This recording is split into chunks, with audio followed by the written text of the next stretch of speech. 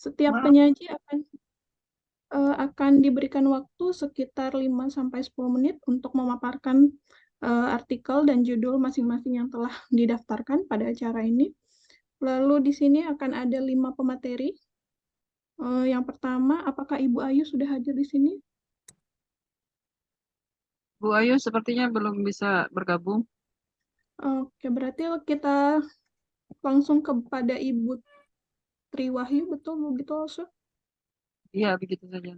Kalau Baik. beliau bisa bergabung nanti menyusul, kalau tidak kita putarkan video saja yang Bu Ayu di Oh, terakhir. Ya. baik, sembari menunggu Ayu Lause, nanti kita lanjut saja kalau begitu ke pemaparan oleh Ibu Triwahyu Retnoningsih. Beliau adalah dosen dari program studi sastra Tiongkok Universitas Gunadarma Depok, Indonesia. Beliau membawakan artikel yang berjudul Variasi Nada dan Pola Kontur pada Intonasi Kalimat Deklaratif dan Interrogatif Bahasa Mandarin yang diproduksi oleh mahasiswa tingkat dasar. Kepada Tri Lause, silahkan. Baik, apakah ada akses untuk share screen? Maaf.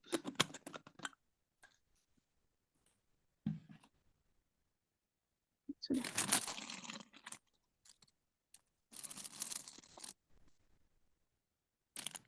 Ya, baik. Apakah suara saya terdengar ya? Maaf, saya sedang tidak posisinya itu sedang jalan, jadi mungkin kurang kondusif. Kalau nanti agak ada gangguan, mohon dimaafkan. Apakah sudah terlihat, Lausya? Sudah, Lause, silahkan Baik, dilanjutkan. terima kasih. Iya, selamat siang untuk Yakti Lause yang saya kenal di sini dan juga Lausemen lainnya.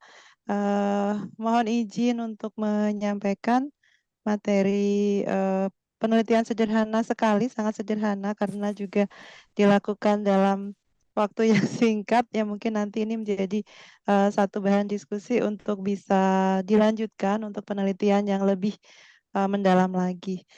Sesuai dengan background saya di bidang fonetik akustik, maka saya mencoba untuk memaparkan satu materi, yaitu mengenai pada dasarnya ini intonasi, tapi saya menggunakan istilah variasi nada dan pola kontur pada intonasi kalimat deklaratif dan interrogatif bahasa Mandarin yang diproduksi oleh mahasiswa tingkat dasar. Nah, ini mungkin sinyalnya yang nggak stabil ya. Jadi seperti yang diketahui mungkin Bapak, Ibu atau Ibu-Ibu atau teman yang ada di ruangan ini juga sudah banyak yang mengetahui tentang penggunaan perangkat lunak Prats, yaitu salah satu perangkat lunak yang didesain oleh Paul Boersma dan Wenning yang bisa digunakan untuk meneliti banyak hal ya. Salah satunya adalah tentu dalam bidang fonetik akustik ya, bidang fonetik yaitu bunyi ujaran, dan akustik adalah beberapa ukuran-ukuran tertentu di dalam bidang fisika yang bisa dimanfaatkan untuk menghitung sinyal ujaran. Nah, ini saya menggunakannya untuk meneliti bagaimana variasi nada dan pola kontur pada intonasi kalimat deklaratif dan interrogatif bahasa Mandarin yang diproduksi oleh mahasiswa Tiongkok ya, Universitas Gunadarma tingkat dasar sebetulnya. Nah, ini adalah penelitian yang kalau dilihat di banyak jurnal, penelitian ini sudah mulai banyak dilakukan. Hanya memang yang saya lihat selalu dikaitkan dengan edukasi atau pembelajaran di kelas gitu ya. Nah, saat ini memang kalau bahasa Mandarin kan yang saya ketahui sedikit ilmu yang saya tahu tentang bahasa Mandarin itu menggunakan tonal. Biasanya di situ adalah lebih kepada fokus kepada karakter ya. Masing-masing karakter itu punya tone yang tentunya membedakan makna. Nah, di sini salah satu yang juga banyak dibahas di fonetik akustik terutama oleh ahli-ahli dari Eropa. Di situ ada Latvo Z, ada si Liong, ya, ada juga beberapa peneliti Indonesia lain yang tiga peneliti itu diketahui menimba ilmu pengetahuannya dari University Leiden ya di Belanda, dan mereka meneliti tentang intonasi bahasa daerah, bahasa Melayu Kutai, bahasa Jawa, dan juga bahasa yang ada bahasa Batak kalau tidak salah. Nah, itu awal mula intonasi dibawa ke Indonesia dan kemudian beberapa peneliti lanjutan juga melakukan penelitian yang sejenis yang untuk meneliti intonasi dalam berbagai ranah. Nah, pada pembelajaran di kelas saya kira bahasa Mandarin ini juga membutuhkan intonasi dimasukkan dalam salah satu bagian ya untuk bisa mengetahui ketepatan pengucapan atau pada saat berbicara lisan ya untuk bisa menjelaskan sesuai dengan seperti halnya dengan native ya. Jadi di sini saya mulai dari pendahuluan yaitu bahwa intonasi atau variasi nada itu salah satu unsur yang penting ya dalam sebuah kalimat karena di sini kita bekerja dengan makna. Nah, biasanya intonasi itu tatarannya kalimat karena kalau tadi karakter kita akan melihat tatarannya pada suku kata. Nah, ini tentunya alat analisnya juga beda ya. Kita mengenal ada forman yang membedakan antara bunyi konsonan dan vokal, sedangkan kalau untuk intonasi lebih kepada gramatikalisasi atau tata bahasanya untuk menentukan demarkasinya juga. Nah, intonasi ini kembali lagi tadi berpengaruh terhadap makna dalam sebuah kalimat dan intonasi ini juga dapat menyebabkan perbedaan makna tergantung penempatan penekanan intonasinya walaupun urutan kata dalam kalimat tersebut sama. Saya kira penting untuk bisa menguji intonasi mahasiswa kita dalam apalagi dalam ranah bahasa asing ya, nah, terutama bahasa Mandarin. Selama ini penelitian yang dilakukan oleh beberapa teman yang menggunakan bahasa Mandarin itu sudah ada beberapa yang ya atau telah dilakukan, tetapi memang belum banyak dan yang lebih banyak digunakannya intonasi ini adalah penelitian dalam bahasa Inggris sebetulnya yang saya lihat dari beberapa jurnalnya mulai tahun 54 juga ada pada saat Marsden dan kemudian dilanjutkan hingga saat ini banyak sekali penelitian intonasi antara penelitian dalam bidang edukasi, bidang linguistik atau mungkin dalam bidang teknologi informasi karena pengembangan beberapa perangkat lunak lain selain Prat ini. Sebetulnya kalau kita bicara tentang Prat ini hanya salah satu perangkat lunak ya, banyak lagi yang lain. Contohnya misalkan kita bisa mengatakan ada Elan, ada SFL, ada apa ya namanya, kok saya jadi lupa ya. Ada berapa yang pada saat sebelumnya saya juga sudah mencoba menggunakan seperti contohnya MATLAB juga, tapi memang dibutuhkan kemampuan teknologi informasi, IT, coding dan sebagainya yang kadangkala orang bahasa agak kesulitan di situ. Baik ya, ini analis akustik. Jadi ada Piket yang mengatakan bahwa bunyi ujaran ini dibuat secara akustik. Nah, akustik ini tentunya bisa dimanfaatkan untuk meneliti sifat fisik bunyi ujaran dengan mengacu pada realisasi akustik linguistik ya. Nah, di dalam fitur akustik itu nanti akan bisa kita uji bagaimana tekanan atau stresnya. Nah, biasanya untuk bahasa Inggris itu fokusnya adalah menguji tekanan karena satu syllable pun juga akan ketika diucapkan mempunyai makna yang beda atau butuh ketepatan dalam tekanan atau stressingnya ya. Kemudian duration. Nah, duration ini juga atau durasi atau tempo itu mempunyai indikasi ya banyak hal. Jadi penelitian Prat ini bisa juga dimanfaatkan oleh teman-teman yang bergerak di bidang psikologi. Misalkan ketika seseorang durasinya misalnya yang sedang dalam kondisi sakit, misalkan dia sedang apa namanya sedang berbicara dengan psikolog misalnya ya itu data itu bisa digunakan untuk meneliti durasi. Kemudian juga untuk anak ABK ya, anak-anak special needs itu juga bisa diidentifikasi bagaimana gangguan kebahasaannya menggunakan durasi. Kemudian juga saat ini dikembangkan untuk alat deteksi kebohongan. Itu salah satu indikasi yang bisa dilihat adalah tentang durasinya ya. Bagaimana seseorang itu buru-buru atau terlalu lambat atau mungkin untuk melihat bagaimana kesiapan seseorang dalam presentasi itu juga bisa melalui durasi. Artinya durasi meskipun di sini bicara tentang tempo, angka-angka yang hubungannya dengan lamanya sebuah tuturan disampaikan itu punya pengaruh signifikan juga ya untuk memberikan beberapa makna. Nah, F0 ini variasi nada. Jadi setiap manusia punya ciri khas variasi nada ya.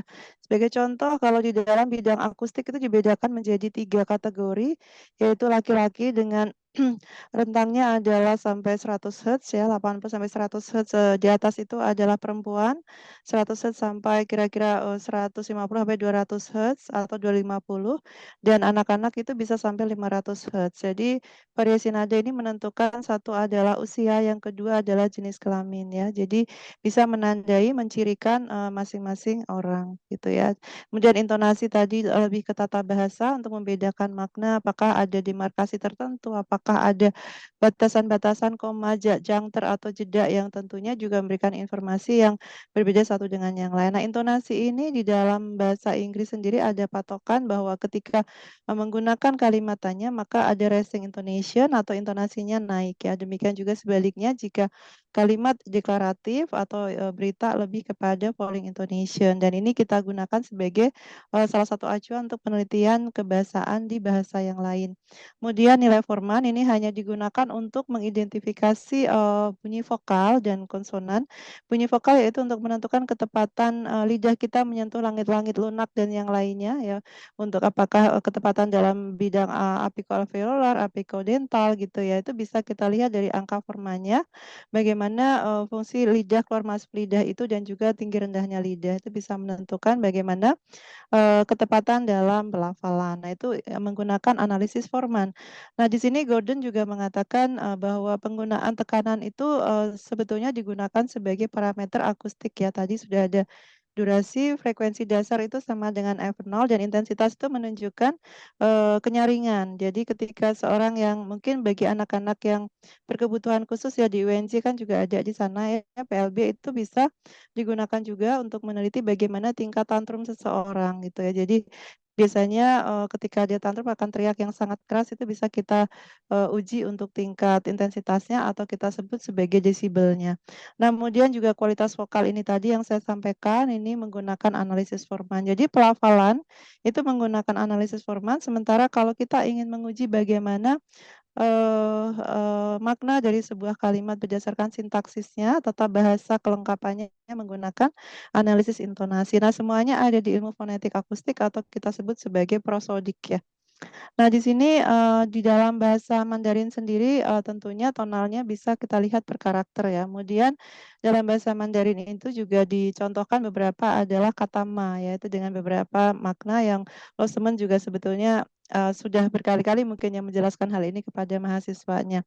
Nah, dalam bahasa Inggris non tonal itu prosodi ini juga disebutkan menyebabkan perubahan makna linguistik ya, yaitu pada tingkat kata, frasa dan juga kalimat. Nah, kemudian di sini tadi kembali untuk teorinya menggunakan F0, intensitas, duration. Nah, ini penelitiannya sudah dilakukan pada eranya Harding, Couch, dan Studdard Kennedy, karena pada saat sebelum ada penelitian fonetik akustik itu kita mengenal fonetik impresionistik ya.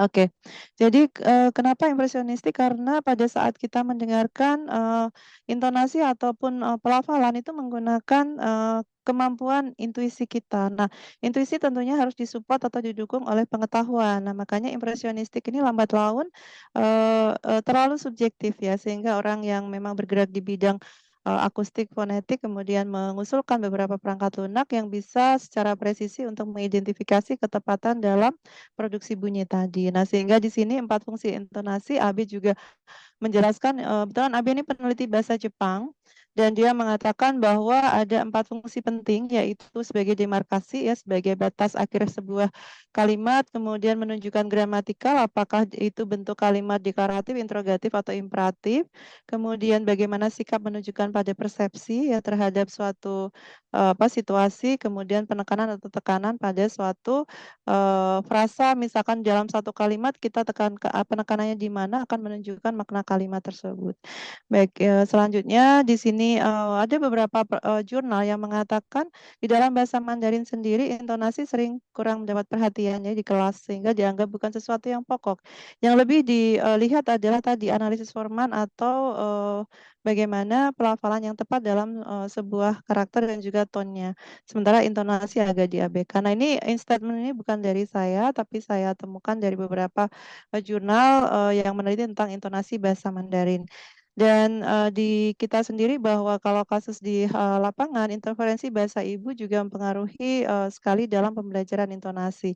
Sebagai contoh, kecenderungan untuk menggunakan falling intonation pada kalimat deklaratif dan sebaliknya untuk interrogatif selalu menggunakan kalimat tracing intonation atau intonasinya meningkat. Sementara dalam bahasa Inggris ternyata ditemukan ada dua.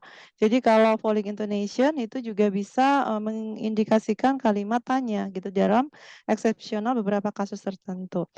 Jadi di sini fokusnya adalah intonasi. Nah, sehingga tujuan penelitian ini adalah menemukan variasi nada dan pola kontur pada intonasi kalimat deklaratif dan interrogatif bahasa Mandarin yang diproduksi oleh mahasiswa sastra Tiongkok tingkat dasar melalui kurva intonasi kalimat. Dan selanjutnya adalah meneliti bagaimana parameternya termasuk nilai F0, durasi dan juga pola konturnya.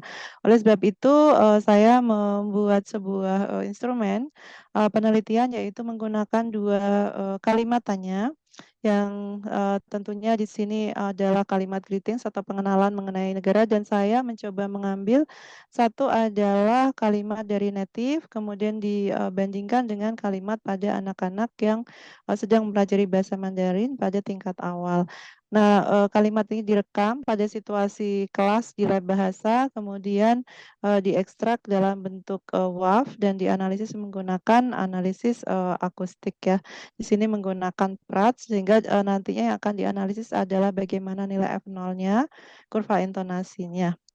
Baik, ada kalimat interrogatif. Mohon izin nanti takut salah ya Yektilosya pada saat mengucapkan ini. Maka saya sengaja tidak membacakan. Oke, ada sebetulnya audionya. Nah, ini adalah gambaran mungkin Losemen di sini juga sudah biasa menggunakan perangkat lunak ini, gitu ya. Ini ada Paul Boersma dan Wenning yang dua-duanya dari Austria, tapi saat ini mereka berdua sedang di Leiden di Belanda. Ya, saya pernah berkomunikasi mereka berdua dan menanyakan beberapa hal, tapi oleh eh, dua orang ini tidak dijawab gitu pertanyaannya. Ada beberapa data akustik yang mencoba saya konsultasikan gitu ya. Tapi itu sekitar sekian 5 tahun yang lalu ya. Tapi memang bagian ini tidak bisa jawab karena bagi mereka itu adalah satu rahasia gitu ya untuk analisis akustik dan juga coding-coding yang mereka gunakan. Nah ini mulai dari proses perekaman kita bisa merekam langsung dan juga kita bisa mengganti menggunakan handphone misalnya. Setelah itu ditransfer ke dalam MP4 dikonvert ke WAV ya. Jadi satuannya adalah .wav.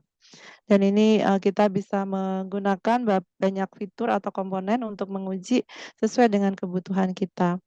Dan ini adalah salah satu spektrogram ya spektrum yang dihasilkan dari native speaker untuk menjadi salah satu contoh national government ya dari kalimat tanya yang dibuat oleh native speaker. Nah, di sini kita bisa melihat angka-angka di bagian sini ada skala 500 Hz. Sebetulnya kita bisa meningkatkan 7550 Hz atau bahkan di bawah itu. Tapi saya pakai yang standar saja yaitu 500 Hz. Dan di bawah kita bisa melihat ada angka 1,2777062 yang menyatakan bahwa durasi yang dibutuhkan untuk mengucapkan kalimat tersebut adalah sebanyak atau dengan waktu 1 detik 277.062 detik ya.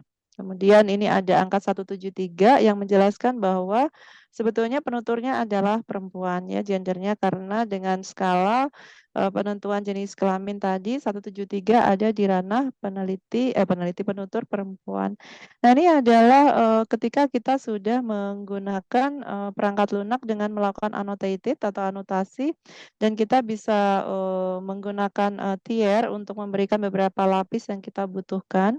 Dan di sini juga ada angka-angka yang tercantum dimulai dari 227,3 Hz, kemudian naik lagi di 305,8 Hz, 208 Hz, dan juga 317 dan 258 Hz. Nah, kita lihat bahwa nada awal atau frekuensi dasarnya ada di angka 227. Kemudian yang kita lihat kembali adalah bagian finalisasinya atau final intonation-nya yaitu di 258. Terlihat bahwa pada saat penutur ini berbicara dalam bahasa Mandarin kalimat interrogatif, terlihat ada peningkatan signifikan ya. Meskipun kita melihat penonjolan beberapa tingkat nada yang cukup tinggi di beberapa suku kata yang ada. Tapi kita akan mengukur bahwa variasi nada bisa kita lihat dari perbedaan per suku katanya, dan untuk melihat intonasinya adalah kita melihat bagaimana nada dasar atau F0-nya dan bagaimana untuk nada finalnya. Kita melihat di sini angka sebagai parameter untuk menentukan bagaimana pola kontur pada sebuah intonasi kalimat. Nah, di sini adalah informan yang ke-1 sebagai sampel saja, dan untuk lengkapnya ada di papernya. Di sini juga bisa dilihat ada spektrumnya, kemudian skalanya sama 500 Hz, dan ini untuk pengukuran pitch saja. Jadi saya tidak memasukkan pengukuran untuk intensitas ataupun untuk forman ya, karena memang yang dibutuhkan adalah untuk menentukan berapa nilai F0-nya, variasi nilai F0 untuk membedakan antara satu penutur dengan yang lainnya. Dan kita melihat ada pola yang sedikit berbeda, durasinya juga sangat lebih lama dibanding dengan native speaker. Kemudian untuk inisiasinya juga nilainya lebih tinggi, dan juga untuk finalisasinya nada final juga lebih rendah ya. Jadi mungkin nanti bisa mahasiswa diminta kembali menirukan apa yang didengarkan dari native itu, sehingga dia akan mempunyai kemampuan yang sebetulnya bisa mengcopy apa yang disampaikan oleh native seperti itu ya. Untuk makna yang lainnya mungkin saya belum bisa menjelaskan, ada Losemen yang lebih kompeten di sini ya untuk makna-makna dalam bahasa Mandarin. Nah, kemudian ini adalah pola-pola yang dikumpulkan dari berbagai informan, ada sebanyak 7 mahasiswa, yaitu cenderung landai ya. Ini adalah kalimat interrogatif, tapi di sini kita tidak melihat satu rising intonation yang signifikan. Jadi masih harus ditingkatkan kemampuannya, dan ini bisa dijelaskan. Kebetulan anak-anak ini masih tingkat dasar ya, jadi baru belajar sekian bulan. Ini bulan Desember, 3 bulan yang lalu gitu ya. Jadi ini saya ambil spontan tanpa persiapan untuk kebutuhan siang ini ya, untuk menyajikan hasil di seminar nasional ini. Terima kasih untuk Yaktilosya yang memberikan kesempatan memberikan informasi. Nah, kemudian ini adalah nilai-nilai yang dihitung pengukurannya dari beberapa kata ya. Dan di sini kita bisa melihat bahwa ada angka cukup signifikan pada 2 karakter utama, yaitu ni dan se. Nah, kemudian yang lainnya durasinya lebih pendek. Tapi yang kita pikirkan di sini adalah bagaimana membandingkannya dengan native speaker. Nah, ini bisa terlihat bahwa native speaker lebih cepat durasinya, sehingga bagaimana mahasiswa kita juga dipompa kemampuannya untuk bisa mengadopsi kira-kira yang seperti itu gitu ya. Meskipun sebetulnya kan tidak mengurangi makna ya, tetapi ketika itu kecepatan top speed dari native bisa diikuti kan saya kira juga jauh lebih baik gitu. Kemudian ini adalah kalimat yang jawabannya Niren itu ada di angka 4 ini ya. Tadi saya belum mencantumkan untuk yang native-nya. Itu juga punya beda signifikan 2 detik. Jadi ya ini kalau kita lihat memang cukup lambat ya untuk anak-anak ini, jadi speed-nya harus lebih ditingkatkan. Nah, aware-nya kita di situ ya Losya ya. Nah, kemudian ini adalah nilai F0. Tadi kenapa nilai F0 ini penting? Karena ini sebagai bentuk untuk melihat bagaimana variasi nadanya. Dan kalau kita lihat nilai min 0-nya, maka anak-anak yang mengucapkan ini tadi informannya kesemuanya adalah perempuan. Nah, tapi kita melihat bahwa di F0-nya itu variatif sekali, hanya memang tidak beda signifikan kecuali yang informan 5 dan juga 6. Nah, kebetulan informan yang ke-5 dan 6 ini mohon izin anak berasal dari Medan gitu ya. Jadi ya mungkin dasar interferensi bahasa ibu di sini juga berpengaruh untuk menunjukkan inisial nadanya atau inisiasi nada di awal itu lebih tinggi dibanding teman-teman lainnya. Dan 177 ini ya masih ditandai normal ya, 177, 162 gitu. Oke, baik. Kemudian ini kita juga bisa melihat beberapa variasi nada yang ditemukan. Ini akan menjadi satu kurva. Sebetulnya nanti pada saat menulis di papernya itu bisa ditunjukkan dalam bentuk tabel atau dalam bentuk grafik. untuk bisa membandingkan bagaimana variasi nada dari satu karakter ke karakter lainnya. Dan kalau kita lihat di sini juga cenderung hampir sama, tidak ada beda yang signifikan gitu antara satu dengan yang lain karena rentangnya tidak terlalu jauh. Nah, sehingga kalau misalkan dalam hal ini kita membuat grafik, maka kita membuat line graphics ya. Kalau kita membuat apa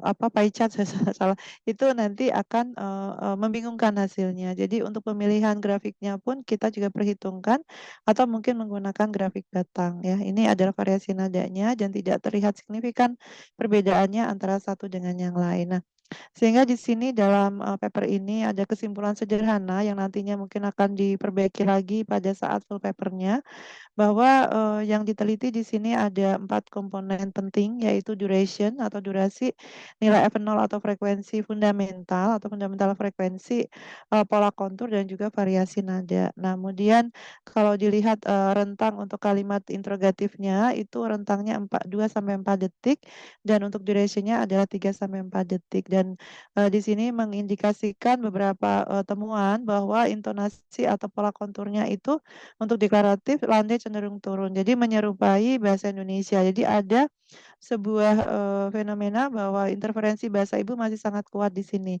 Kemudian pola kontur kalimat interrogatif cenderung naik, naiknya juga tidak signifikan. Nah, itu juga terlihat seperti bagaimana ketika mereka bertanya dalam kalimat bahasa Indonesia.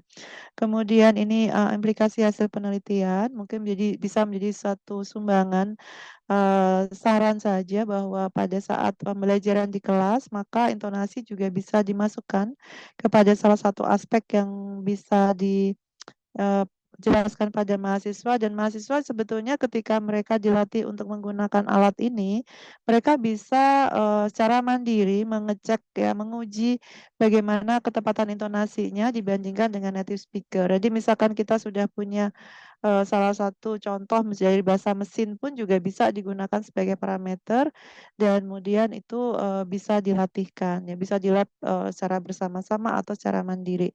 Jadi hasil penelitian ini menunjukkan perlunya memasukkan visualisasi kurva intonasi dalam materi pembelajaran bahasa Mandarin selain audio untuk membantu mahasiswa berbicara dalam bahasa Mandarin secara akurat sesuai dengan makna yang dimaksudkan.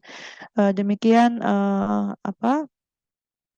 paparan saya dan ini sebagian kecil dari referensinya dan terlihat bahwa ada Beckman karena di sini memang banyak sekali disitasi oleh peneliti intonasi, kemudian Barlow dan semuanya mengarah pada second language ya atau bahasa kedua dan kalau bahasa Mandarin ini kan masih bahasa asing. Saya kira tingkat kesulitannya juga relatif berbeda ya dengan yang bahasa Inggris. Nah, kemudian ini ada Chen tahun 74 ya sudah cukup lama jadi ada namanya Shi itu tahun 52 penelitian intonasi dalam bahasa Mandarin dan tulisannya juga masih dalam apa ya pakai mesin ketik gitu ya. Tapi itu ada beberapa ilmu yang sangat mendasar yang bisa digunakan untuk meneliti selanjutnya bagaimana pelafalan yang tepat dan diukur menggunakan sebuah perangkat lunak dari pergerakan sebelum prat itu ada berapa perangkat lunak lain yang sifatnya mingograf gitu masih sangat konvensional dan masih menggunakan alat perekaman yang bukan seperti saat ini digunakan. Itu dimulai tahun 74 kalau di Amerika, kalau di Tiongkok itu sudah ada, tapi dia sudah menulis tahun 54, tapi saya juga belum menelusuri apakah penelitian itu dilakukan di Tiongkok atau yang bersangkutan studi di USA kemudian melakukan penelitian itu. Karena penelitian intonasi itu diawali di Michigan University. Itu tahun 70-an gitu ya. Nah, ini ada juga De Francis untuk Beginning Chinese dan Experimental Study of Declarative Interrogative Intonation in English and Chinese. Jadi sebetulnya sudah ada penelitian dari Koichi NC ini tahun 2011 masih relatif baru menjelaskan tentang penelitian eksperimental pada kalimat deklaratif dan interrogatif intonasi dalam bahasa Mandarin dan juga bahasa Inggris dan juga bahasa Mandarin. Kira-kira seperti itu saja Lao Shemen, Lao She kepada moderator waktu saya kembalikan. Terima kasih banyak atas kesempatan dan mohon maaf jika kurang ini berkenan karena videonya juga harus saya stop takutnya nanti ini sinyalnya kurang bagus. Terima kasih. Saya kembalikan pada moderator. Baiklah, terima kasih Ibu Tri. Wahyu Retnoningsih, pemaparan yang cukup menarik ya, apalagi pembahasan ini terkait mengenai fonetik akustik bahasa Mandarin. Baik, iya, kita beri aplaus dulu kepada pemateri kita, Ibu Tri Wahyu Retnoningsih. Baik. Baik, saya ingin memberitahukan sekalian kepada para peserta yang ada di room 3 ini bahwa sesi diskusi akan dibuka nanti setelah kelima pemateri memaparkan artikel yang akan dibawakan masing-masing. Jadi silahkan mengajukan pertanyaan dengan menggunakan fitur raise hand ataupun menyampaikan pertanyaan di kolom komentar. Baik, tanpa membuang waktu lagi, saya akan melanjutkan ke pemaparan oleh materi yang berjudul Wujud Budaya Tiongkok pada Buku Teks Pelajaran Bahasa Mandarin yang akan dibawakan oleh Sylvia Hildayanti, Randy Aditya Lose, dan Fanya Zelia Lose. Apakah ketiga nama ini sudah ada di sini? Halo, apakah suara saya terdengar? Baik, kepada Sylvia diberikan kesempatan dan waktunya, silakan.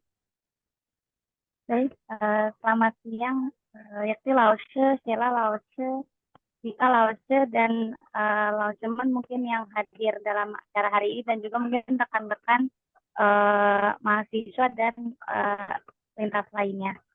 Perkenalkan, nama saya Sylvia Hildayanti, dan pada hari ini saya akan mempresentasikan artikel yang telah saya buat. Saya izin share screen ya.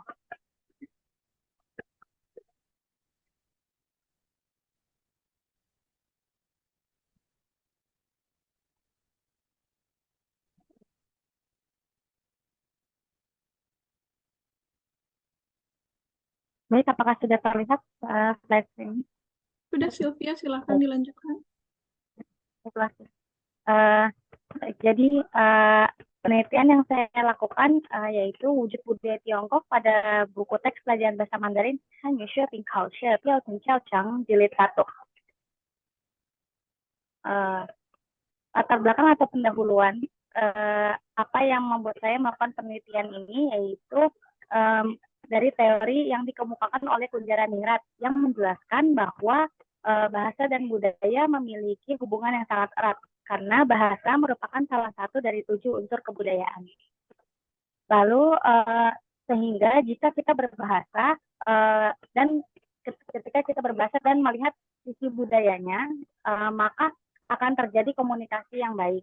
Nah, dari situ akhirnya saya sebagai peneliti memilih buku teks HSK Piao Jun Chao Chang sebagai bahan penelitian dengan harapan bahwa para pembelajar yang menggunakan buku HSK Piao Jun Chao Chang 1 tidak hanya mempelajari tentang bahasa Mandarin saja, tapi juga mengetahui tentang wujud budaya Tiongkok. Karena sebagaimana kita tahu, dalam buku kan biasanya lebih sering terlihat teks dan gambar. Padahal kalau mungkin dari situ saya tertarik untuk menggali lebih dalam sebenarnya buku itu ada membuat wujud budaya atau tidak. Nah, tujuan dari penelitian yang saya lakukan ini adalah untuk mendeskripsikan wujud budaya apa saja, wujud budaya Tiongkok terutama apa saja yang terdapat pada buku pelajaran buku teks pelajaran bahasa Mandarin HSK Piao Jun Chao Chang 1. Nah, di sini saya menggunakan beberapa teori dalam penelitian saya, yaitu ada teori mengenai budaya, wujud budaya, hubungan bahasa dan budaya, dan buku teks pelajaran. Budaya dalam budaya ini saya membuat ada 3 teori yang saya gunakan, yaitu dalam bahasa Mandarin. Dalam bahasa Mandarin melalui makna kata wanhua, yaitu wan yang artinya mengacu pada arti warna atau tekstur yang kemudian diperluas ke suatu menjadi alasan yang meliputi struktur, tatanan, dan lain-lain dari sesuatu. Kemudian hua ini artinya yaitu perubahan. Sehingga dari teori-teori yang saya cari mengenai budaya dalam bahasa Mandarin ini dapat saya simpulkan bahwa budaya sebagai prinsip-prinsip humanistik untuk menciptakan dunia bagi manusia dan juga untuk suatu standar untuk mengubah proses perilaku manusia. Kemudian dalam bahasa Mandarin istilah budaya atau kebudayaan ini berasal dari bahasa Sanskerta yaitu budaya yang merupakan bentuk jamak dari budi, yaitu budi dan akal, yang kemudian diartikan sebagai hal-hal yang berkaitan dengan budi dan akal manusia. Dan kemudian dari para ahli yang saya simpulkan bahwa kebudayaan merupakan suatu hal yang diwarisi secara kemasyarakatan, memiliki sistem yang berpola dan sistematis, dan juga sebagai hasil karya manusia.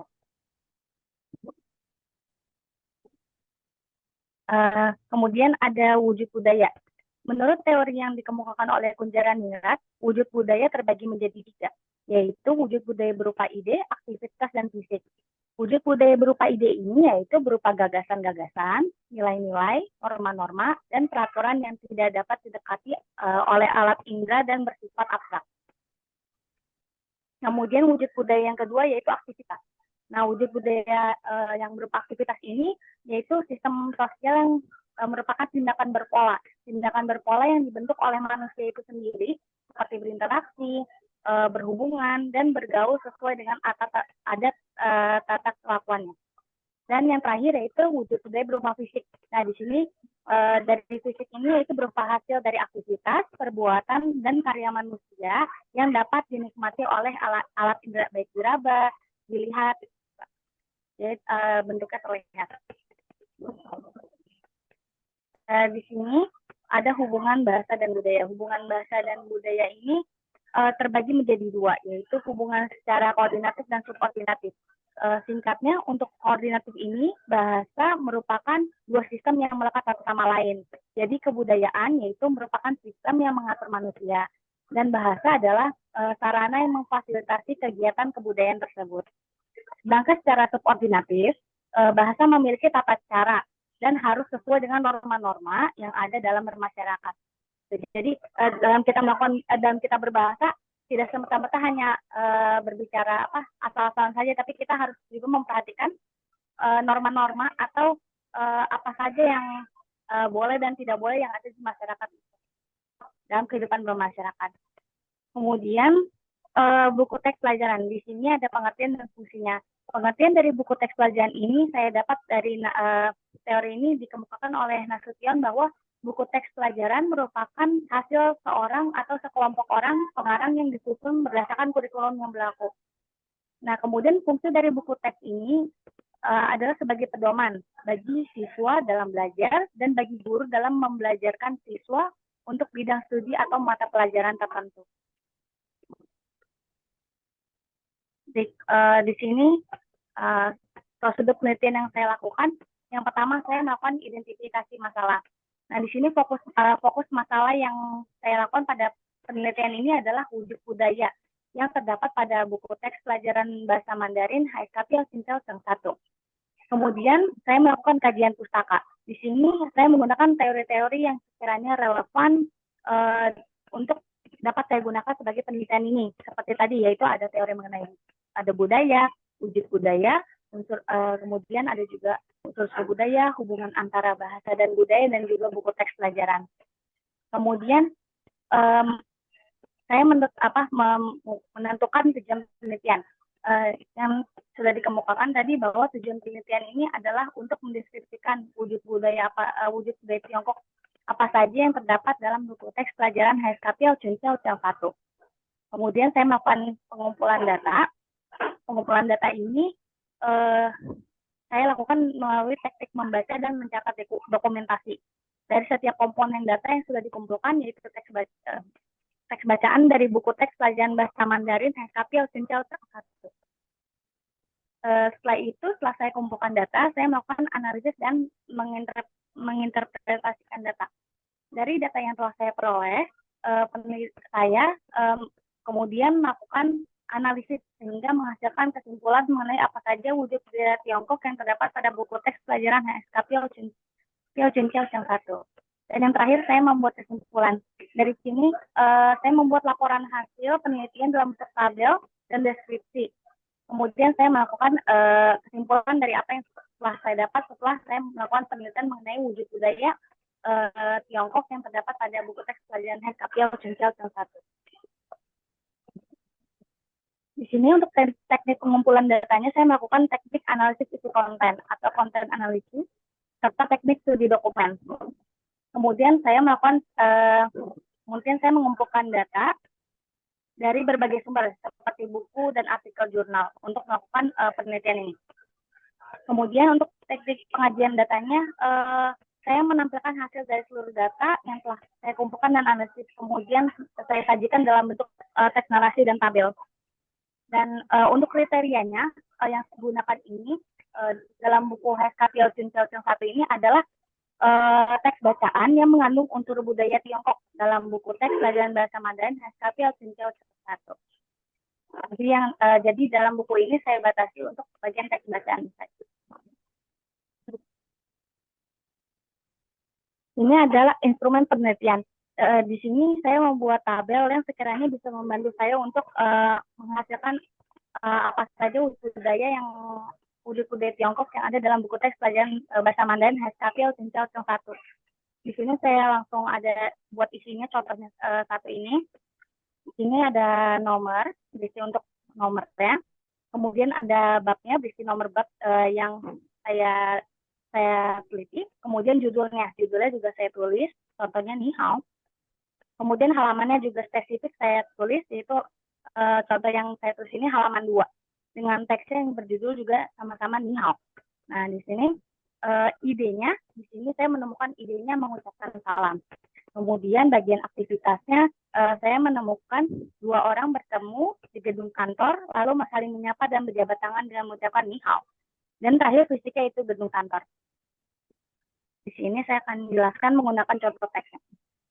Di sini saya akan menggunakan 3 contoh teks. Ini teks pertama, contohnya di sini ada di sebelah kirinya itu ada gambar dengan percakapan ni hao, ni hao. Nah, di sini kelengkapannya itu merupakan bab 1 dengan judul ni hao. Ada di halaman 2. Di halaman 2 buku HSKPL Cincau 1. Di sini saya menuliskan bahwa ada wujud budaya ide, yaitu mengucapkan salam. Mengucapkan salam sini karena di dalam teks ditemukan kata ni hao, ya. Di sini juga kalimat tersebut diartikan halo dalam bahasa Indonesia. Jadi bahasa Mandarinnya ni hao. Kemudian untuk aktivitasnya, wujud budaya aktivitas, dapat saya temukan di sini bahwa ada kegiatan 2 orang bertemu di gedung kantor, lalu saling menyapa dan berjabat tangan dengan mengucapkan ni hao. Nah, di sini terlihat dari gambar ilustrasi yang disampaikan, saya gambarkan bahwa di sini ada wujud budaya aktivitas yang dilakukan. Di sini yaitu 2 orang bertemu, terlihat seperti di kantor dan menyapa dan berjabat tangan. Dan yang terakhir fisik. Untuk fisik ini saya mengambil latar ini gedung kantor karena itu pada gambar tersebut terlihat bahwa mereka berjabat tangan dengan baju yang formal, sehingga saya meneliti bahwa wujud budaya fisik yang bisa saya sampaikan di sini adalah gedung kantor dengan latar belakang 2 orang yang sedang menyapa di gedung kantor. Selanjutnya yaitu contoh teks 2 pada bab 2, yaitu Xiexie. Ya, di sini judulnya itu di sini dapat saya temukan wujud budaya idenya, yaitu mengucapkan terima kasih. Dalam teks ditemukan kata Xiexie. Kata tersebut artinya terima kasih dalam bahasa Indonesia. Di Tiongkok sendiri, kata Xiexie digunakan untuk menyatakan ungkapan yang sopan dan ramah. Kemudian untuk aktivitasnya yang dapat saya temukan dalam teks sederhana ini, yaitu seorang laki-laki yang membantu memasukkan koper seorang perempuan ke dalam bagasi mobil. Kemudian dari situ terlihat bahwa karena ada percakapan fisik, maka dari situ saya menyimpulkan kalau perempuan ini mengucapkan terima kasih atas bantuan yang telah diberikan oleh laki-laki tersebut. Dan yang terakhir adalah bagian fisiknya ini mobil, karena terlihat jelas bahwa teks tersebut terdapat 2 orang yang sedang membuka bagasi mobil dan laki-laki tersebut membantu untuk memasukkan kopernya ke dalam mobil, gitu, bagasi mobil. Seperti itu. Dan untuk contoh teks terakhir, itu pada bab 3, Michel sama Mingsa. Di sini judul teksnya yaitu Cai Suiciao. Di sini yang dapat saya temukan wujud budaya idenya itu adalah menanyakan nama atau marga. Karena dalam teks ditemukan kalimat Michel sama Mingsa. kalimat Nicho semua ini artinya nama kamu siapa dalam bahasa Indonesia. Kemudian aktivitasnya di sini mungkin akhirnya saya coba gali untuk bagian aktivitas ini adalah seseorang yang sedang berada di sekolah dan menanyakan nama orang yang ada mungkin di depannya gitu. Karena dalam percakapan tersebut berarti ada kegiatan interaksi gitu antara dua orang, sehingga saya mengungkapkan bahwa aktivitas yang terjadi pada tersebut adalah seseorang yang berada di sekolah dan menanyakan nama, dan karena latar belakangnya juga ada di saya di sekolah. Dan untuk fisiknya saya menggunakan dari judul tersebut yaitu gedung sekolah, karena pada teks terlihat judulnya bahwa latar percakapan tersebut kemungkinan berada di sekolah. Dari sini dapat saya simpulkan bahwa wujud budaya Tiongkok yang terdapat dalam buku teks pelajaran bahasa Mandarin Heskapil Cincau yang 1 berjumlah 15 bab. Dari 15 bab ini, dari teori Kunjaran Ingat, yaitu teori yang saya gunakan untuk meneliti wujud budaya, di situ ada dari 15 bab itu terdapat 45 teks yang telah dianalisis wujud budayanya. Akhirnya saya menemukan bahwa terdapat 65 wujud budaya ide, 57 wujud budaya aktivitas, dan 63 wujud budaya fisik. Sehingga saya simpulkan bahwa seluruh teks bacaan yang terdapat dalam buku teks pelajaran bahasa Mandarin HSKP Cincau yang 1 itu semuanya memiliki wujud budaya baik berupa ide, aktivitas maupun fisik. Kenapa mungkin jumlah dari baik ide, aktivitas, dan fisik itu berbeda? Karena ada teks yang bisa saja mengungkapkan wujud budaya idenya itu bisa ada 2, atau mungkin sebaliknya bisa aktivitasnya yang banyak di situ, atau mungkin juga fisiknya seperti ada di situ ada buku, ada laptop, segala macam. Di situ fisik yang jadi di situ untuk hasil akhirnya saya temukan dari 3 wujud budaya tersebut ada perbedaan angka. Seperti itu. Terakhir yaitu saran. Setelah saya melakukan penelitian mengenai wujud budaya Tiongkok pada buku teks pelajaran HSKP Cincau yang 1 ini, akhirnya saya memberikan saran untuk wujud budaya yang ditampilkan dalam teks bacaan menurut saya bersifat tersirat, sehingga tidak bisa disadari keberadaannya. Maka dari itu saya menyarankan supaya dalam mungkin pembuatan buku teks pelajaran selanjutnya agar pembahasan mengenai budaya yang terdapat dalam teks bacaan buku teks pelajaran dapat dimuat dalam rubrik tersendiri setiap babnya. Jadi dalam setiap babnya mungkin ada kayak menurut saya sarannya itu ada rubrik yang bisa menampilkan pada bab ini wujud budaya apa yang mungkin bisa ditampilkan. Jadi lebih gampang untuk dicari dan digali secara singkat seperti itu. Dan yang kedua, seiring dengan perkembangan zaman, budaya yang ada dalam masyarakat juga dapat berubah, sehingga budaya Tiongkok yang dimuat dalam teks bacaan dapat disesuaikan dengan perkembangan zaman, sehingga pembelajar dapat memperoleh gambaran nyata mengenai budaya Tiongkok yang terjadi pada masyarakat Tiongkok. Sekian dari saya, kurang lebihnya mohon maaf. Apabila nanti ada pertanyaan, nanti di sesi yang akan diberikan oleh moderator. Terima kasih. Assalamualaikum warahmatullahi wabarakatuh.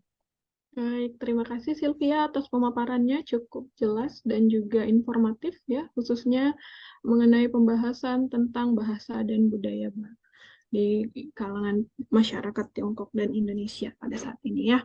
Baik, berikan aplaus kepada pemateri kita Sylvia Hildayanti dan juga Ibu dan Bapak Randy Aditya juga aplaus Fanya ya. Baik, selanjutnya tanpa membuang waktu lagi kita lanjutkan saja dengan pemateri yang selanjutnya, yaitu ada Muhammad Sandi Gunawan, Ibu Hudiyekti Prasetyaning Tias, dan juga Ibu Rizky Wardani yang akan membawakan judul materi yang akan dipaparkan, posisi berbahasa mahasiswa program studi pendidikan bahasa Mandarin Universitas Negeri Jakarta. Kepada pemateri kami persilakan untuk memaparkan materinya.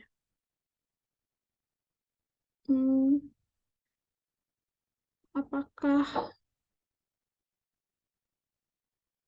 Muhammad Sandi Gunawan, Yekti Lause, dan juga Rizky Lause sudah ada di tempat untuk memaparkan materi ini?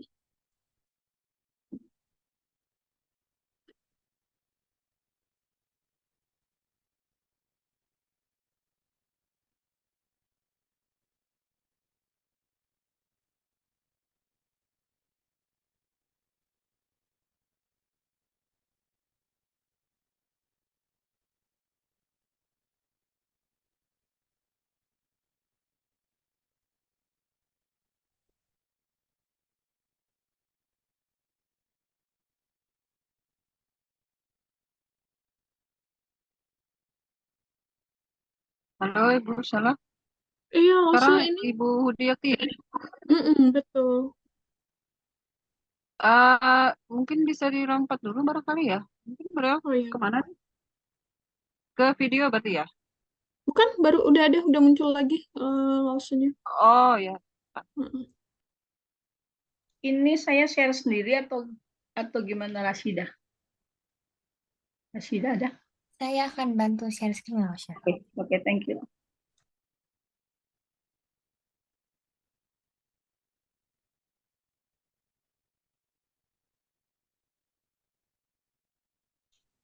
Baik, selamat siang. Ini saya ada kenal beberapa orang di sini. Ada Pak Suparto ya, ini kelihatannya harusnya bisa open cam. Nanti bisa ngobrol kita ya Pak Suparto. Oke, baik, Lauseman dan mahasiswa. Ini adalah satu penelitian sederhana ya untuk menguatkan satu penelitian yang berikutnya begitu ya. Ini dikerjakan oleh kami bertiga. Ini namanya cuma satu ya. Dan ditulisnya saya nggak boleh nih harusnya nih ya. Nanti dibenerin. Ingetin saya. Jadi ini adalah penelitian sederhana Muhammad Sandi Gunawan, saya dan Bu Rizky Wardani. Baik, silakan Rashida. Oke, sebetulnya bukan ini ya, bukan ini. Jadi penelitian ini ingin melihat kemampuan berbahasa dari mahasiswa PSPBM UNJ, ya, penguasaan mereka, lalu bagaimana mereka mempelajarinya selain bahasa Mandarin, gitu ya. Nah, ini kami masih memikirkan judul yang tepat. Oke, selanjutnya. Tujuan dari penelitian ini ada dua, ya, yang pertama itu mengetahui latar belakang bahasa yang dikuasai oleh mahasiswa program studi pendidikan bahasa Mandarin UNJ. Yang kedua itu untuk mengetahui pengalaman mahasiswa UNJ saja, ya, pengalaman mereka mempelajari bahasa Mandarin. Berikutnya. Ya, ini kami menggunakan kuesioner waktu itu ya untuk bertanya apa sih gitu ya, bahasa apa saja yang kamu bisa begitu ya. Dan jumlah respondennya tidak semua, jadi hanya sekitar 55 orang. Itu ada ini pengambilan sampel acak ya dari 2017 sampai angkatan 2022. Berikutnya. Ya, lanjut. Ya, ini adalah hasil ini kami ya. Oh, maaf, keberisikan nggak sih? Di saya nih keberisikan. Ya, ada suara ya. Sebentar, coba.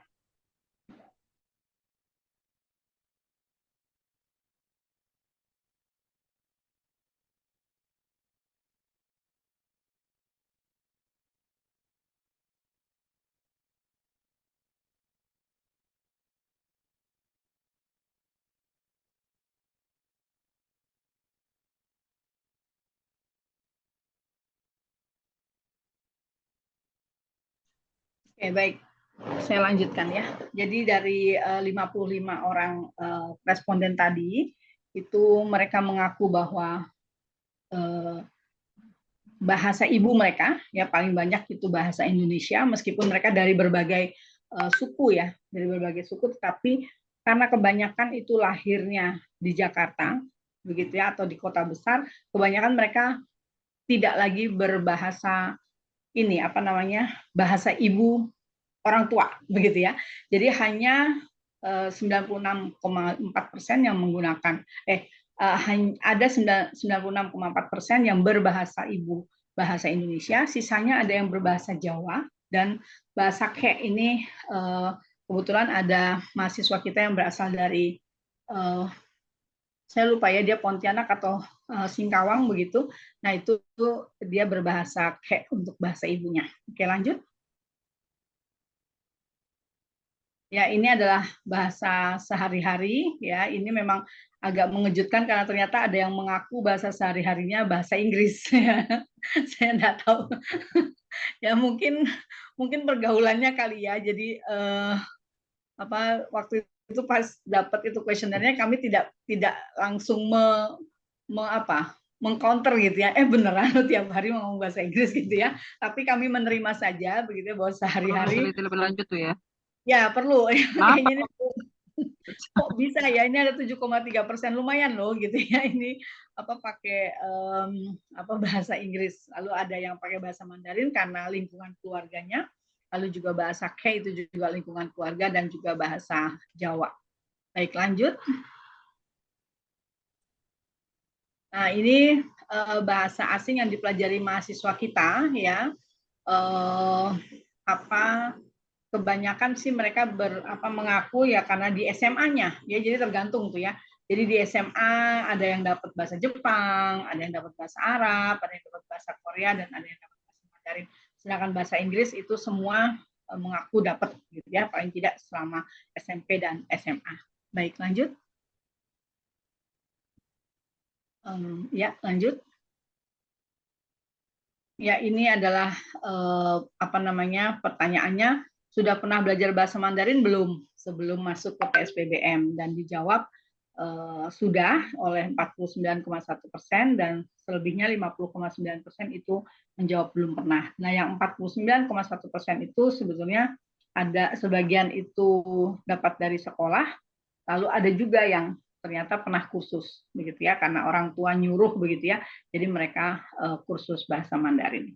Ya, lanjut. Nah, ini adalah cara-cara mereka belajar bahasa Mandarin. Ya, ini sebelum masuk ke UNJ ini. Ya, jadi ada yang di sekolah, lalu ada yang karena suka baca-baca gitu, lalu ada membaca buku, mengikuti kursus, lalu bermain aplikasi, lalu juga yang senang nonton film-film Cina begitu ya, film Mandarin khususnya ya, yang berbahasa Mandarin bukan yang bahasa lain. Lalu ada yang nonton YouTube, lalu belajar dari grup WhatsApp, dan juga belajar dari Instagram. Ya, berikutnya. Oh ya, oke. Sudah selesai. Jadi itu kira-kira keadaan mahasiswa UNJ terkait dengan bahasa yang mereka kuasai, bukan kuasai sih ya, yang pernah mereka pelajari. Jadi itu menjadi dasar bagaimana ketika mereka belajar bahasa Mandarin di dalam perkuliahan. Sekian, itu saja hasil penelitian singkat dan sederhana kami. Terima kasih, saya kembalikan kepada Ibu Moderator. Baik, terima kasih Yakti Lause atas pemaparannya mewakili Sandi dan juga Ibu Rizky Wardani.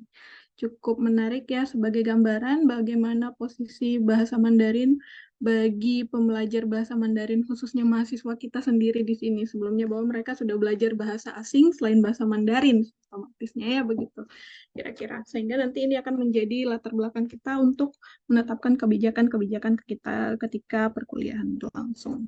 Menarik untuk dibahas dan dikaji lebih lanjut. Kita tunggu hasilnya lagi nanti untuk penelitian selanjutnya. Oke, baiklah kita lanjut ke pemateri selanjutnya oleh Raden Ayu Raisa dengan judul Tanggapan Mahasiswa Terhadap Pembelajaran Luring dan Daring. Apakah pemateri sudah siap? Baik, kepada Raisa, ya, saya panggilnya Raisa ya, boleh ya? Kepada Raisa kami persilahkan untuk memaparkan materinya. Selamat siang semuanya. Saya Raden Ayu Raisa, mahasiswi Prodi Pendidikan Bahasa Mandarin UNJ. Hari ini akan mempresentasikan penelitian saya yang berjudul Pembelajaran Luring dan Daring di Program Studi Pendidikan Bahasa Mandarin UNJ. Yang pertama adalah latar belakang. Pada tahun 2019, wabah virus COVID-19 yang pertama kali terjadi di kota Wuhan, Cina, telah menyebar hingga ke berbagai negara yang ada di dunia, termasuk negara Indonesia. Laju penyebaran virus ini sangat cepat sehingga Organisasi Kesehatan Dunia, yaitu World Health Organization, menyatakan bahwa wabah virus ini merupakan sebuah pandemi global. Penyebaran dari virus COVID-19 ini berdampak pada berbagai aspek kehidupan yang ada di lingkungan masyarakat, termasuk aspek pendidikan. Di Indonesia, dalam aspek pendidikan, pemerintah mengeluarkan kebijakan belajar dari rumah untuk para pelajar dan mahasiswa. Dengan adanya kebijakan tersebut, membuat terjadinya peralihan sistem pembelajaran yang semula merupakan pembelajaran langsung atau luar jaringan atau luring menjadi pembelajaran daring atau dalam jaringan. Pembelajaran luring merupakan pembelajaran yang bersifat tatap muka atau juga bisa disebut dengan pembelajaran langsung. Sedangkan pembelajaran daring merupakan sebuah sistem pembelajaran tanpa adanya tatap muka secara langsung, melainkan dilakukan secara daring dengan menggunakan jaringan internet. Dalam upaya mendukung kebijakan pemerintah tersebut, maka Program Studi Pendidikan Bahasa Mandarin UNJ melaksanakan PJJ daring di seluruh kegiatan perkuliahannya. Perkuliahan secara daring ini dilaksanakan sejak awal semester 112, yaitu tahun 2020. Perkuliahan ini dilaksanakan dengan menggunakan berbagai platform atau media, yaitu Zoom Meetings, Google Meet, Google Classroom, WhatsApp, Telegram, dan media atau aplikasi pembelajaran lainnya. Dengan adanya perubahan sistem perkuliahan tersebut yang semula adalah perkuliahan luring jadi perkuliahan daring, maka mahasiswa mendapatkan pengalaman belajar yang berbeda dari perkuliahan biasanya, yaitu perkuliahan luring. Dengan demikian, melalui penelitian ini, penulis ingin meneliti pembelajaran luring dan daring pada mata kuliah di Program Studi Pendidikan Bahasa Mandarin UNJ, yaitu menyimak, berbicara, membaca, menulis, serta pengetahuan tata bahasa. Penelitian ini bertujuan untuk mengetahui mata kuliah yang sulit diikuti oleh mahasiswa saat pembelajaran daring dan luring di PSPBM UNJ. Selanjutnya ada deskripsi teoritis. Menurut Mustafa, pembelajaran jarak jauh atau PJJ terbagi menjadi dua jenis, yaitu pembelajaran jarak jauh luar jaringan atau luring dan pembelajaran jarak jauh dalam jaringan atau daring. Pembelajaran luring menurut S. dan Priambodo merupakan sebuah sistem pembelajaran yang bersifat tatap muka atau juga bisa disebut dengan pembelajaran langsung.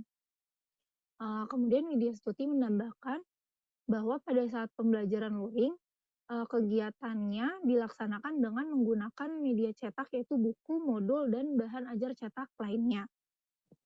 Sedangkan pembelajaran daring menurut Widya Stuti adalah sebuah sistem pembelajaran tanpa adanya tatap muka secara langsung, melainkan dilakukan secara daring dengan menggunakan jaringan internet. Dan kegiatan pembelajarannya dilaksanakan dengan menggunakan berbagai aplikasi atau media seperti WhatsApp, Telegram, Zoom Meetings, Google Meet, Google Classroom, dan lain sebagainya. Selanjutnya ada metode penelitian. Untuk penelitian ini, penulis menggunakan metode penelitian kualitatif dengan teknik pengumpulan datanya, yaitu dengan menyebarkan kuesioner dalam bentuk Google Form kepada mahasiswa angkatan 2018 dan 2019 PSPBM Universitas Negeri Jakarta yang pernah mengikuti pembelajaran daring dan luring. Kemudian data yang didapatkan akan dianalisis dengan menggunakan teknik analisis data kualitatif, yaitu mereduksi data, kemudian menyajikan data, yang terakhir adalah menarik kesimpulan. Selanjutnya adalah pembahasan dari hasil kuesioner yang telah didapatkan oleh penulis dari mata kuliah keterampilan berbahasa Mandarin, yaitu menyimak, berbicara, membaca, dan menulis, serta pengetahuan tata bahasa yang ada di PSPBM UNJ.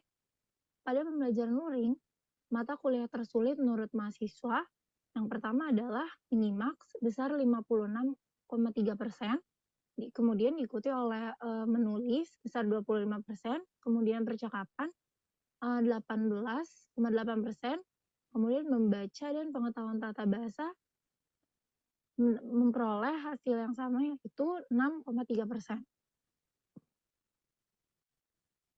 Berikut ada alasannya. Mahasiswa berpendapat bahwa mata kuliah menyimak membutuhkan waktu lebih untuk mendengar dan memproses setiap kata atau kalimat yang didengar dengan baik, supaya bisa memahami dengan baik kata atau kalimat yang disampaikan melalui audio rekaman. Berikut merupakan alasan yang diberikan oleh responden. Untuk membaca, responden tidak memberikan alasan mengapa mata kuliah ini menjadi mata kuliah yang sulit pada pembelajaran luring.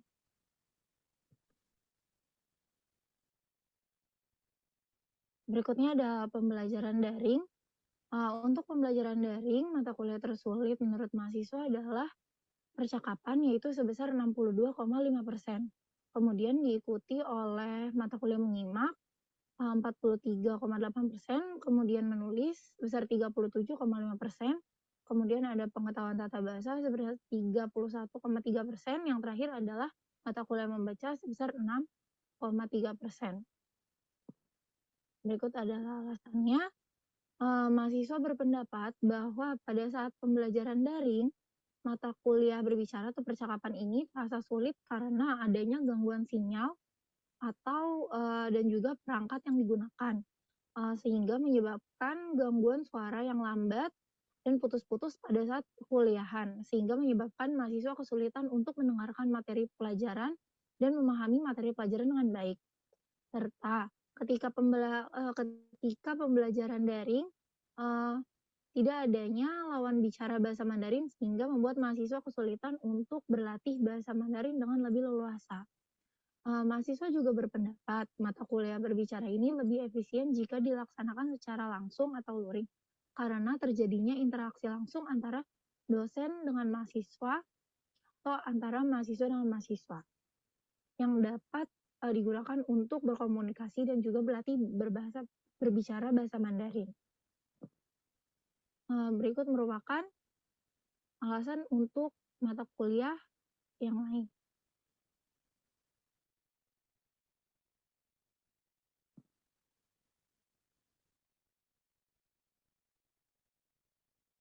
Terakhir kesimpulan, dengan adanya peralihan sistem pembelajaran ini, yaitu sistem pembelajaran luring menjadi pembelajaran daring, mengakibatkan mahasiswa merasakan pengalaman belajar yang berbeda. Berdasarkan penelitian yang dilakukan, dapat disimpulkan bahwa mata kuliah percakapan adalah mata kuliah yang paling sulit saat pembelajaran luring. Sedangkan yang paling sulit pada pembelajaran daring adalah mata kuliah menyimak. Sekian presentasi saya. Mohon maaf apabila ada kesalahan ataupun ada kekurangan. Terima kasih.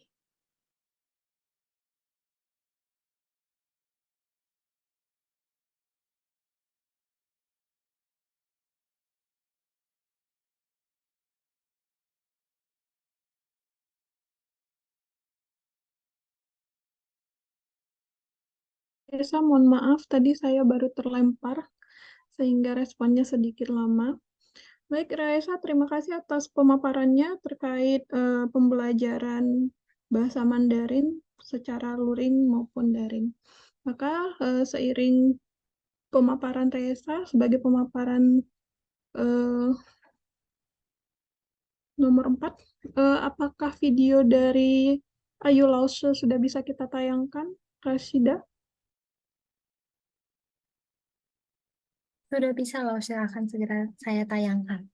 Iya, berikut akan ditayangkan penyajian materi oleh Ibu Ayu Tri Hardini dengan judul artikel atau materi Paradigma Kajian Linguistik Sinika dan Pembelajaran Bahasa Mandarin.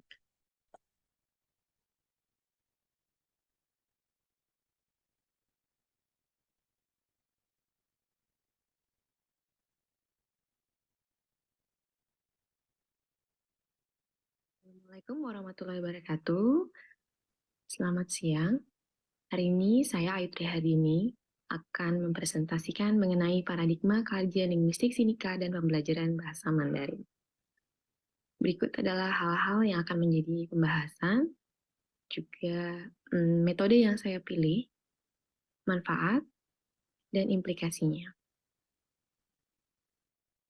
Baik, untuk pendahuluan, berikut ini adalah pengertian dari paradigma ilmu pengetahuan yang disampaikan oleh Thomas Kuhn. Yang dimaksud dengan paradigma ilmu pengetahuan yaitu keseluruhan konstelasi kepercayaan, nilai teknik, dan sebagainya yang dimiliki bersama oleh anggota komunitas ilmiah tertentu. Jadi paradigma ini diibaratkan sebagai kacamata ilmuwan yang mempengaruhi bagaimana seorang ilmuwan melihat sebuah permasalahan, kemudian apa saja hal yang bisa diteliti, yang layak diteliti. Sehingga akhirnya paradigma ini menurunkan teori-teori yang akan membantu untuk memecahkan permasalahan di dalam bidang ilmu.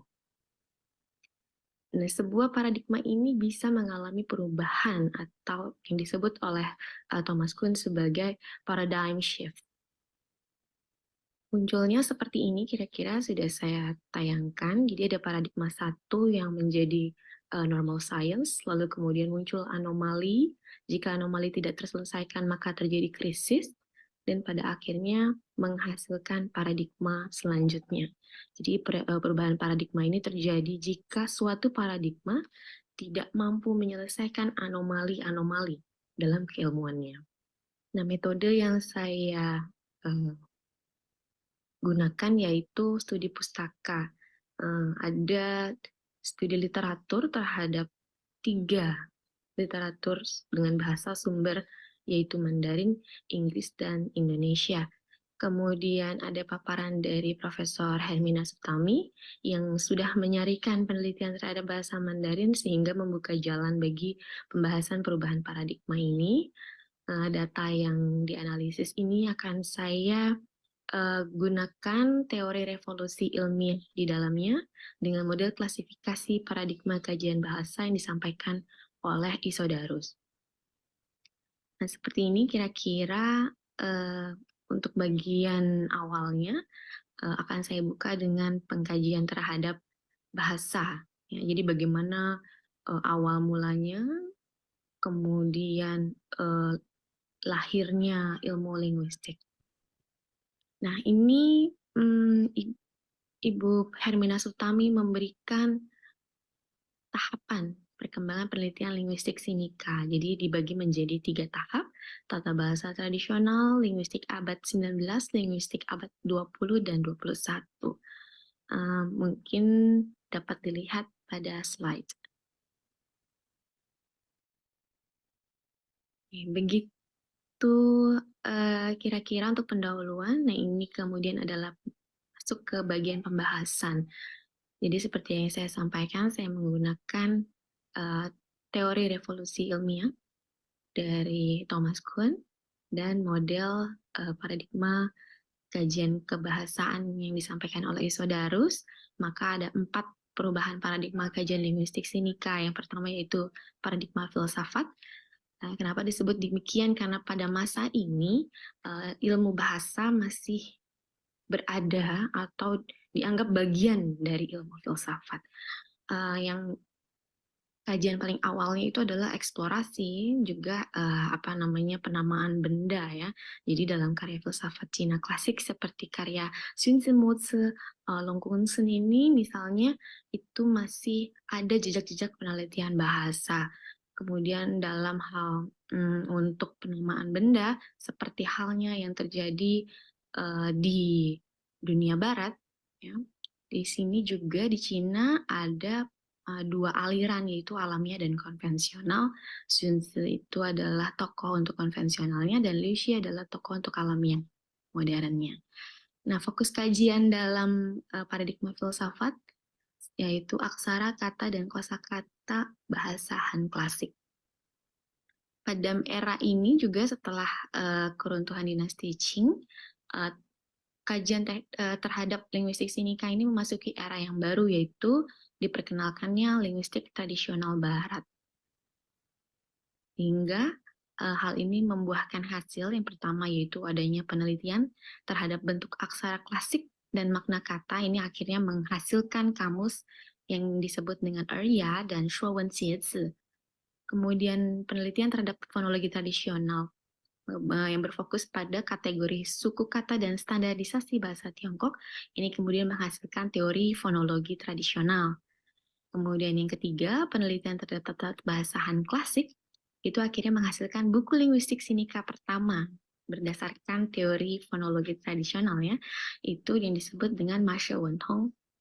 Nah, paradigma filsafat di Barat menghasilkan teori tata bahasa tradisional yang hingga kini menjadi bagian penting dari teori tata bahasa modern. Di masa tersebut, para ahli linguistik juga berhasil menyarikan aturan-aturan pada bahasan klasik menggunakan tadi tata bahasa tradisional. Nah, untuk bidang pembelajaran bahasa bagaimana? Jadi yang dipelajari adalah bahasan klasik atau yang disebut dengan Wenyanwen, penekanannya pada kosakata, pembentukan makna kata, kelas kata, dan tata bahasa. Untuk kepentingan Barat, pada abad ke-17, romanisasi terhadap aksara Han dilakukan oleh Matteo Ricci. Kita masuk ke tahap yang kedua, yaitu perubahan paradigma historis. Jadi fokus kajiannya perbandingan terhadap unsur-unsur dalam dua bahasa atau lebih, yang erat kekerabatannya dari waktu ke waktu. Tokohnya yaitu Bernhard Karlgren, itu tokoh linguistik pertama yang menggunakan paradigma historis bandingan ini untuk menjelaskan linguistik Sinika. Yang diteliti oleh Karlgren ini adalah bunyi bahasa Sinika, lalu diteliti dengan metode tabel rima. Ada juga yang diteliti yaitu bunyi-bunyi bahasa serumpun lainnya seperti Sino-Jepang, Sino-Korea, dan Sino-Vietnam. Metode ini yang disampaikan oleh Karlgren ini kemudian pernah menjadi normal science ya, sehingga tidak dipertanyakan metodologi dasarnya. Oke, hasilnya dari paradigma historis bandingan ini yaitu adanya pemetaan bahasa yang ada di Cina, lalu adanya pengkategorian bahasa Mandarin ke dalam rumpun bahasa Han-Tai yang berasal dari keluarga bahasa Sino-Tibet. Nah, bahasa Han itu adalah bahasa suku mayoritas Cina yang terdiri dari 7 bahasa daerah. Salah satunya yaitu Peifanghua, yang kemudian jadi bahasa nasional, yaitu bahasa Mandarin. Untuk bidang pembelajaran bahasa, tahapan ini menghasilkan selain ragam tulisan, ragam lisan dari bahasa Han klasik, ya, yang merupakan kajian fonologi mulai mendapat perhatian. Kemudian dengan berkembangnya IPA, International Phonetic Alphabet, maka pembelajaran bunyi-bunyi di dalam bahasa Han klasik ini juga berkembang dengan pesat, berbeda dengan paradigma sebelumnya. Oke, berakhirnya paradigma historis dan kita masuk ke paradigma formal yang ada di abad ke-20. Jadi mengapa ke paradigma formal? Karena ada pemikiran ya yang dibawa oleh Ferdinand de Saussure, Bapak linguistik, mengenai diakronis dan sinkronis. Jadi bahwa suatu bahasa ya tidak hanya bisa dilihat dari perbandingannya dengan bahasa lain dan harus dari beberapa kurun waktu, tapi juga bisa dilihat dari struktur internal bahasa itu sendiri dan dalam kurun waktu tertentu. Jadi kajian untuk paradigma formal ini, paradigma yang baru ini yang dibawa oleh Saussure itu terjadi ya bisa mengkaji bahasa Han klasik juga bahasa Han modern. Kemudian perkembangan ini juga ada aliran-aliran di dalamnya seperti aliran deskriptivisme oleh Bloomfield, strukturalisme oleh Saussure, dan aliran transformasi generatif oleh Noam Chomsky. Nah, pengaruh-pengaruh ini bisa dilihat di sini oleh ada karya-karya yang dihasilkan oleh ahli linguistik Cina seperti Li Xuxiang, kemudian Wang Li, dan Chao Yuanren. Oke, aliran strukturalisme di Tiongkok ini masih terus berpengaruh pada tahun 1980 hingga 1990-an. Untuk transformasi generatif digunakan di awal 90-an untuk tata bahasa dan 1990-an untuk tataran fonologi. Hasilnya, jadi terdapat pemahaman ya, jadi fondasi dasar ini untuk mengenai satuan kebahasaan. Jadi karena paradigma ini maka diketahuilah mengenai satuan kebahasaan seperti font, kemudian ada morfem, ya, fonem, morfem, kata, kalimat, juga tataran-tataran linguistik. Seperti misalnya di dalam linguistik Sinika bahwa fonologi, kemudian yang diteliti di dalamnya adalah font dan fonem, kemudian ada morfologi di dalamnya ditelitilah morfem, kata, dan lain-lain sebagainya. Jadi itu diketahui pada paradigma ini. Nah, ada juga sebuah terbitan buku yang mengisi kerumpangan yang terjadi antara penelitian linguistik sinika dengan pembelajaran bahasa Mandarin.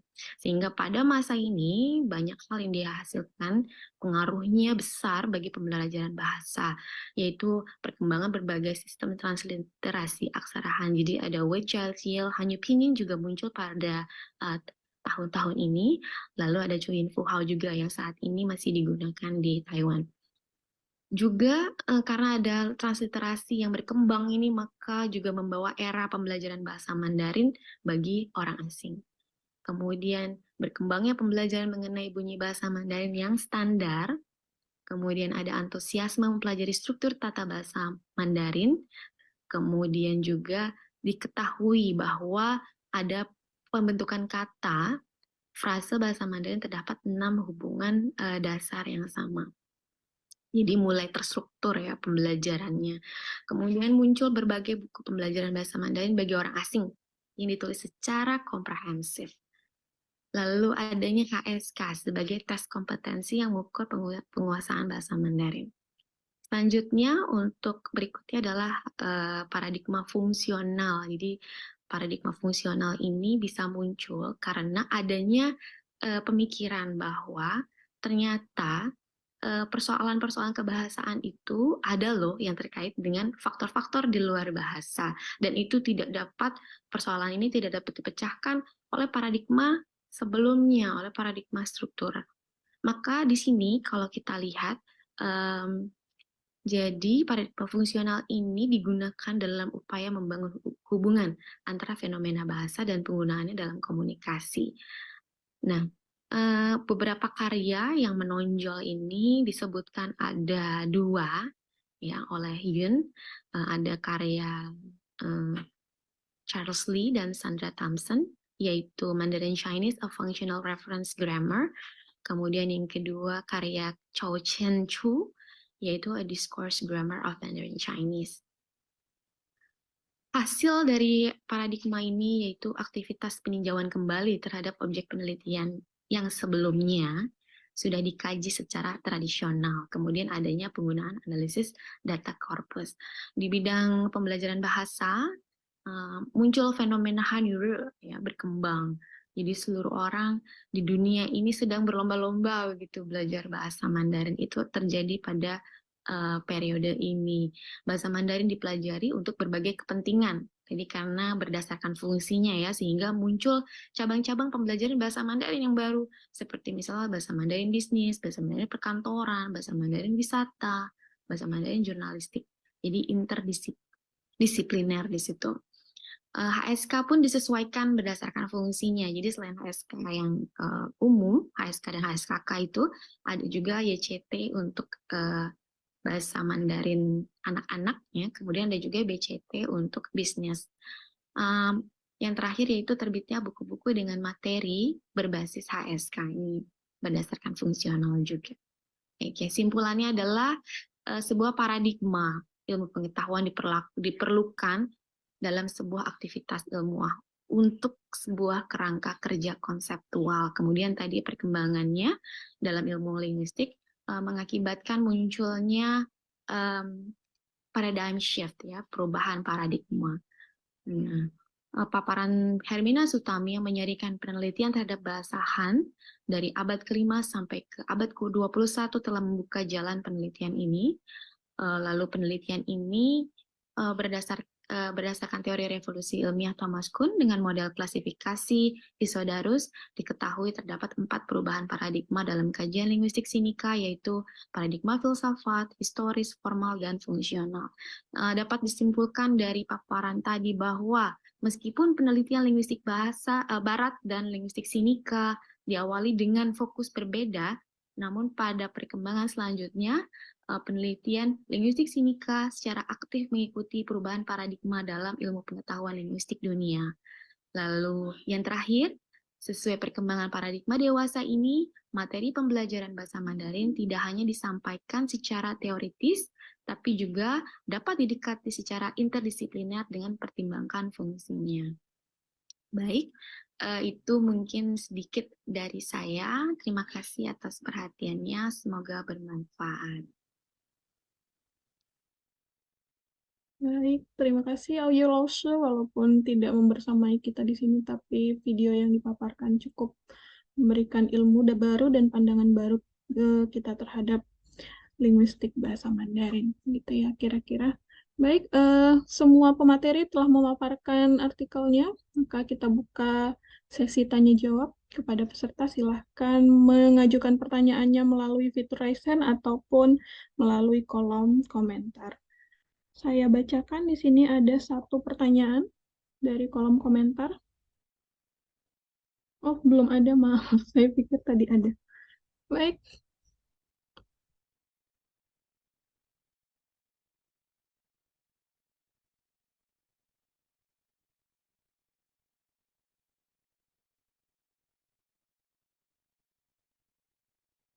kepada peserta dipersilahkan untuk memberikan tanggapan ataupun pertanyaan. Kira-kira masih ada yang dirasa sedikit membingungkan dan masih mengganjal di hati.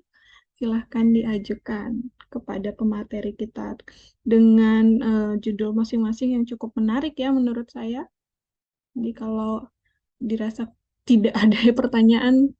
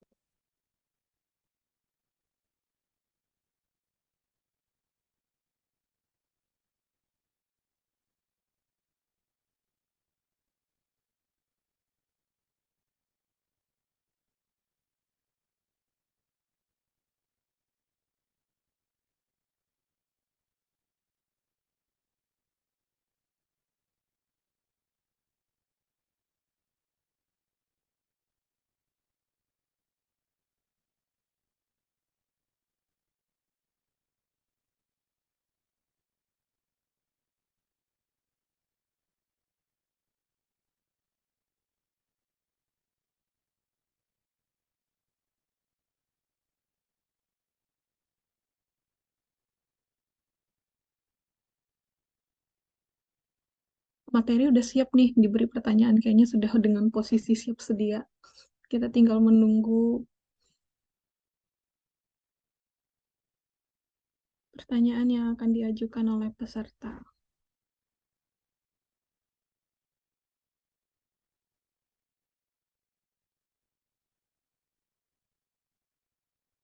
Kembali kami juga ingin mengingatkan kepada peserta untuk mengisi link presensi dan juga Monef yang tertera di dalam grup, sehingga nanti akan memudahkan untuk proses terbitnya sertifikat kegiatan kali ini.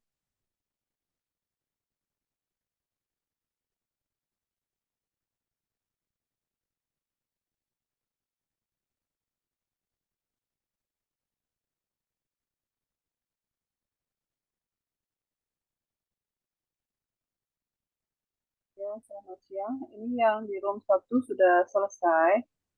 Room 3 juga sudah selesai. Jadi mungkin kalau mau pindah ke room 2 boleh. Karena di room 2 belum. Halo? Terdengar? Ya, Lause ya.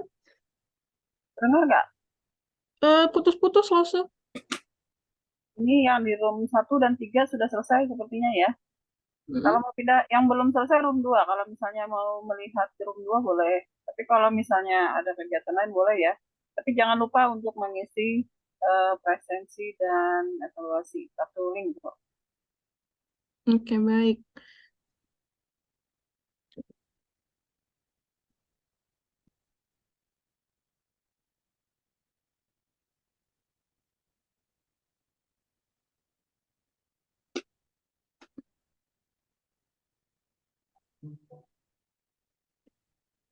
Baik, sekali lagi sebelum para peserta meninggalkan ruangan kita di room 3 ini, silahkan mengisi monitoring evaluasi dan juga presensi.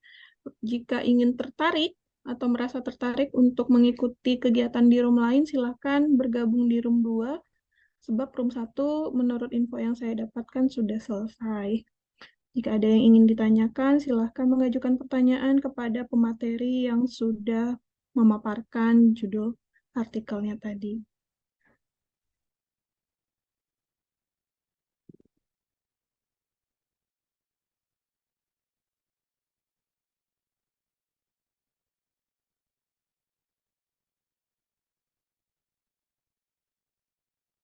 Oke.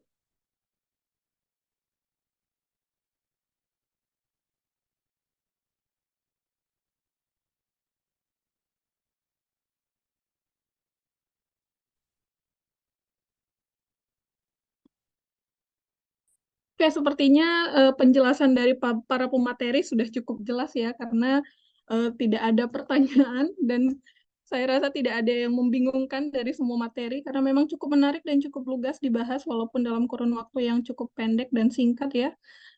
Kita berikan aplaus kepada 5 pemateri kita yang hari ini sudah membersamai kita di sini dengan pemaparan yang sangat menarik dan cukup membuka wawasan kita baik dari segi bahasa ataupun budaya.